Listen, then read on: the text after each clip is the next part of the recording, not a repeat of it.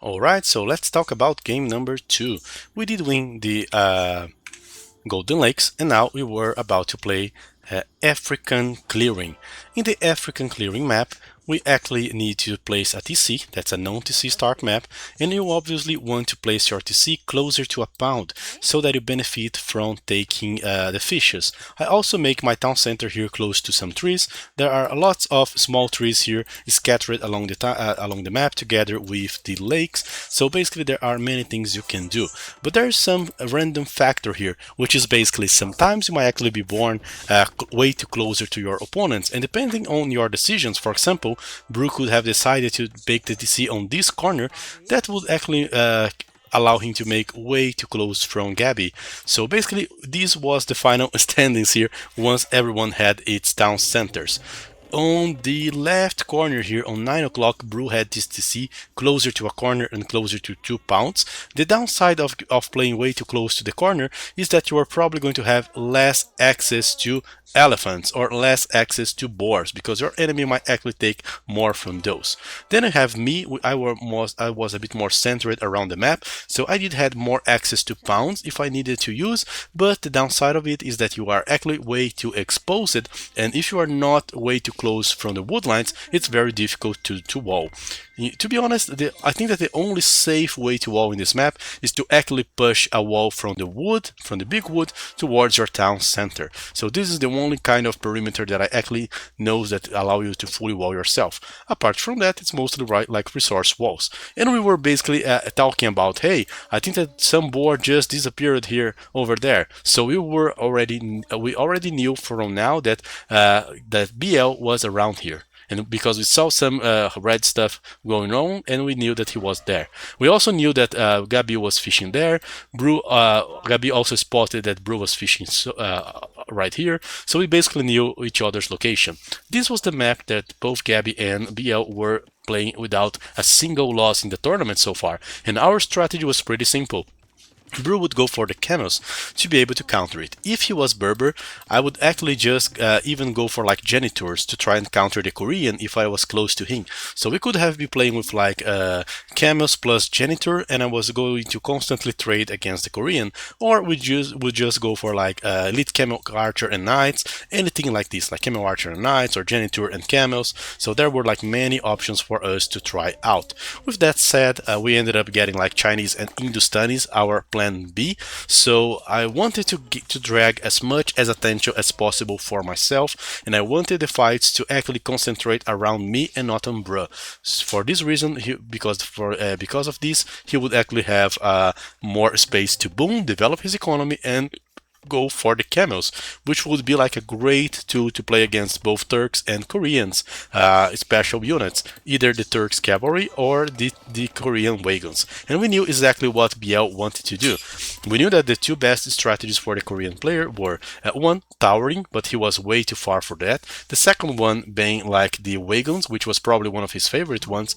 And there was a third option that we honestly did not expect it, but we were considering as a solid strategy, which was basically the fast castle into Fire Lancer plus Mangonel. With that said, I ended up going very fast towards the Field of Age in order to play scouts, get some information, and perhaps try to kill one of the enemy villagers. I ended up losing one villager during the Dark Age, but that's not a problem. When I searched from the views from both BL and Gabi, both had returned their villagers to their original homes. So Gabi returned her three villagers back closer to her TC, and BL, that just walled all of his stone and wood economy, had all the other villagers there under the town center, with the exception of a few ones, maybe. No, he just returned like everyone home. So by the time I tried to raid both, each one of those villagers were actually already safe at home. Honestly, that just shows how much they play this map and how much they practice it. I just confirmed for Bruh that this was a stone mining camp, so we knew for now that, well, Bill was not making any tower and they had no map control, so he would probably drop a castle close to the gold and go for the wagons. We already knew, that we would need a few monks and camels to counter BL. And Gabi, that was far away, Brew just told me, hey, I think that I saw a deer dying somewhere. I think it was this zebra. So we knew that there was a zebra. There he goes, there's the flare. So he just flared, and I knew that Gabi was around there, so I just took my scouts to go there and raid her. Since both players were walled and protected, extending the feudal age would be very bad for me, so I did decide to drop here blacksmith and go towards the next age. Now let's talk about my mistakes. I was slowly developing and walling on my economy, so some small walls on the wood to deny the enemy from hitting me with light cavalry, but I was way too overconfident to just allow all my villagers to stay here on the mill. I thought that if I raided Gabi, she would actually be forced to keep her scouts defensive. So this is her point of view. She had all the villagers closer to the TC, only using the pawns that were closer to it, and she was already sending forward some of the scout cavalry that would automatically be upgraded to light cav. Meanwhile, I was trying to hide her, but it actually failed because she was fully walled. She did resource walls here on both wood, gold, and even the fishers here that were the only available source for me to raid were way too close for the town center, so she just retreated there. And as soon as she just read the castle age, she received the free light cavalry upgrade, and that was truly bad for me because I did lose 1, 2, and 3, a third villager.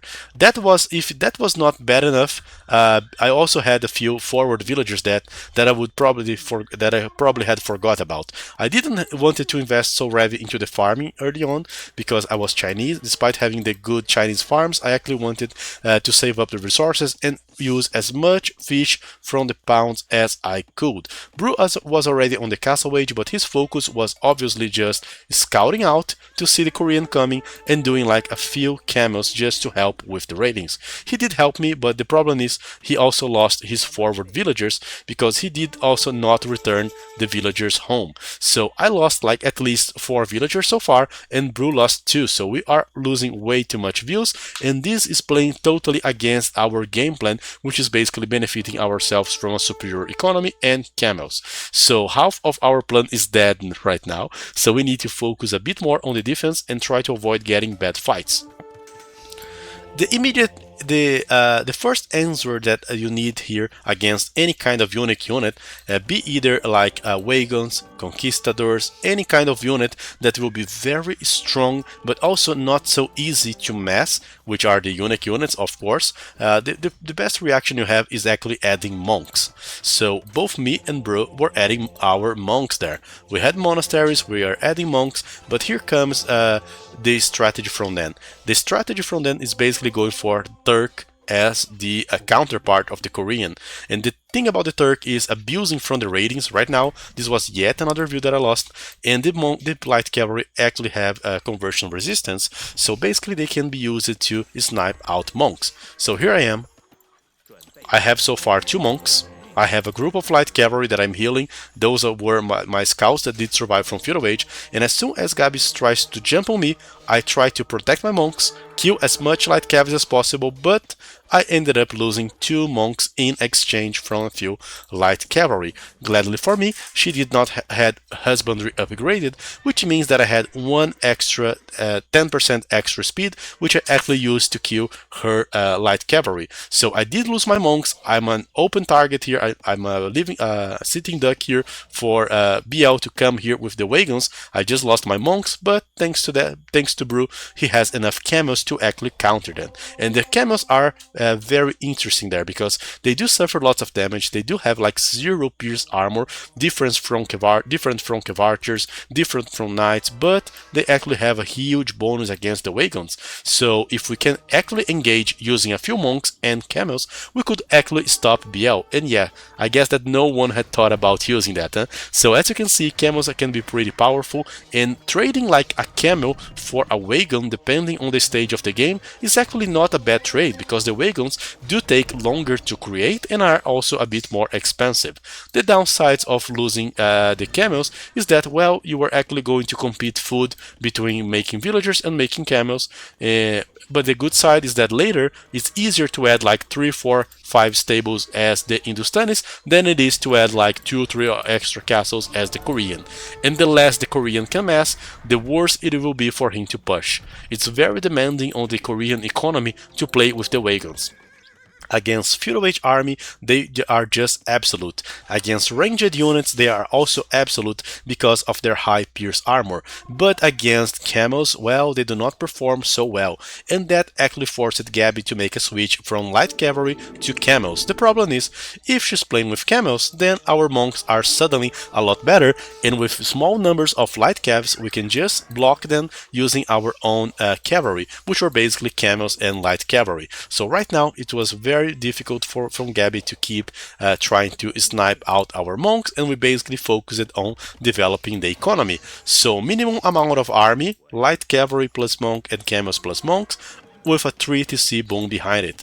3 TC's boom for Bro, that is also adding second and third stable, and for me, 1, 2, 3 TCs as well, but I would be even greedier because honestly, I thought that I would benefit my team more booming than making army. Okay, I'm a boomer. So basically, I didn't know what to transition there, since Chinese have no camel and I actually need some mobile unit. So I was actually stuck here between going for light cavalry or going for knights. Instead, I just went for a fourth town center and focused more and more on the booming and on the micro. There comes the enemy. We do have way too much monks for them to deal with, so with this amount of monks, getting a fight could cost even up to 6 wagons or even 7 wagons. Because of this, BL was actually stuck with his 1 TC play, not managing to do much. He slowly started to advance here using the guard towers, trying to gain himself a bit more map, but we are not so close from each other, and that was quite helpful for us.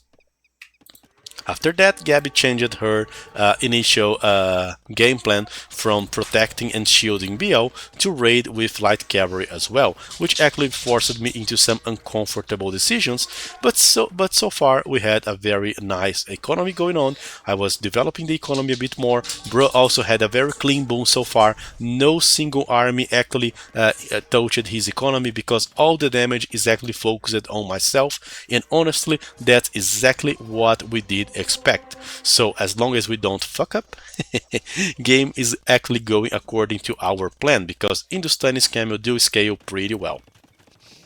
There comes BL, way too much monks. There comes him again, way too much monks. We also did upgrade the monks a bit. I actually have Sanctity. He was trying to advance with the towers. I was now adding more and more stables. I did understand that these we would have to force Castle Age a bit more. Same for Bro. As you can see, at some point he's even giving up on spamming way too much villagers to make more and more camels as time goes by, which honestly I think to be a very good approach there.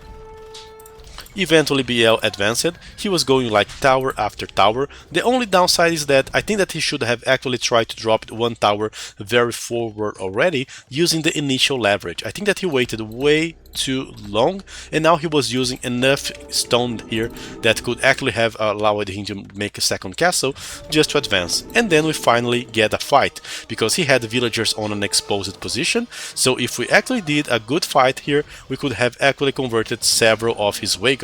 We killed all the villagers and also killed several wagons because Gabby was actually distracted with her light cavs fighting on the other side. So there were like only 2 light cavs to try and snipe all these monks, which made this fight very good for us. Meanwhile, as I was just trading light cavs and camels with the light cavalry and camels from Gabby, and honestly, I think that camels do have an advantage on this trade, but the Chinese economy is just so good that I can actually overcome this small issue by having extra numbers and also pushing her to fight on uncomfortable spots like this one.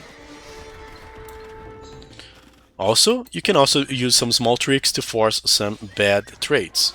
So Bruh basically countered the wagons, I countered the ratings. The ratings were going no more. I fully stopped the ratings from advancing towards Bruh with this castle, which also secured that gold. The towers were about to go down because of the Hindustani camels and their bonus versus buildings. So things were going very bad for them right now. We have survived the initial game. By looking at the score, I knew that BL economy was shattered. I knew that he was invested way too much on army, and if you do invest in a 1TC approach, unless you actually give enough damage to your opponent, then you are kind of out of the game. There wasn't much that BL would do. He wouldn't die because he had several stone defenses, but he wouldn't be able to keep pushing us once we were on this stage of the game. So right here we knew that it was just a matter of pushing back, and Gabi was the only menace and the only threat for us. She still had Broussards and Camels available, but Brew did have the Hindustani's Camel, and as you can see, he was spamming Camels with like 5 to 6 stables. So it seems like our counter strategy was effectively working. Ratings were no more once you had a lot of cavalry units on the field together with lots of camels. BL attempts to try and get Bru out of his comfort zone were obviously failing because he had so many camels that he could even get fights with the number advantage, and eventually we got to Imperial Age, where Gabi camels are just regular ones, but Bru camels do work faster and they also scale until Imperial Age camels. So basically things were going way too heavy into our ways right there. Pretty decent game. I was about to upgrade Cavalier. I even thought about transitioning here into the Fire Lancer, thinking already about having some counter to BL Fire Lancers and also to have some cool units to push the Turks, which were actually doomed there only with the camels itself. And this was basically the end of the game. If we did survive the early stages of the game, the economical civs, Chinese and Hindustanis, would actually perform a lot better on this early stage of the game. If the game went to post-Imperial Age, obviously they would have quite some good weapons to use, like the Turks, Revicav Archer, Bombard Cannon, the Korean towers, all the Korean tech tree, but they actually played towards the early game, and we actually did counter that, forcing them to actually trade against us in a scenario where we actually had a lot of advantage. And as you can see, both BL's economy was under some review ratings, and so was Brew. And of course we did choose the correct fights. Cavaliers going towards against town centers, while camels were just fighting against the enemy camels. Elite Fire Lancer were already on the field together with Trebuchet, so right here we knew that there was like no counter to our strategies, and they eventually called the double G. So preparing and adapting, even if the execution is not flawless, is an important part of the game here.